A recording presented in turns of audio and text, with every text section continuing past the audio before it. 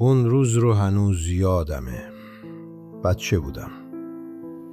آفتاب تازه از پشت کوه بالا اومده بود و نور گرمش از پنجره روی صورتم میافتاد.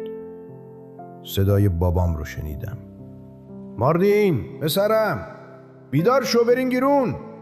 چشمام رو باز کردم و اونجا بود، با همون لبخند همیشگی و همون آرامشی که فقط تو نگاهش بود. با هم رفتیم بیرون. هوا تازه و خنک بود. کوچه ها هنوز خالی بودن. بابا موتور رو روشن کرد و صدای موتور سکوت صبح رو پر کرد. نشستم جلو. دستامو روی فرمون گذاشتم و اون پشت سرم با دستانش آروم فرمون رو نگه داشته بود. موتور حرکت کرد. باد به صورتم میخورد و صدای خندمون تو کوچه پیچید. یکم بعد کنار یه سوپرمارکت نگه داشت. برام یه شکلات خرید.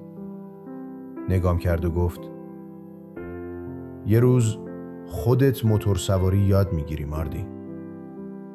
بعد خندید و منم خندیدم. وقتی برگشتیم خونه چند تا عکس گرفتیم. اون موقع نمیدونستم یه روز همین عکس ها تنها چیزی میشن که ازش دارم. اما هر بار که نگاهشون میکنم حضورش رو حس میکنم. توی قلبم، توی نفسم.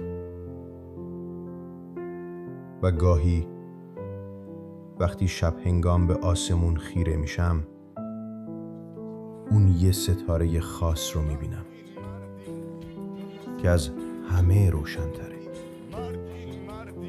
و میفهمم پدرم داره نگاه میکنه.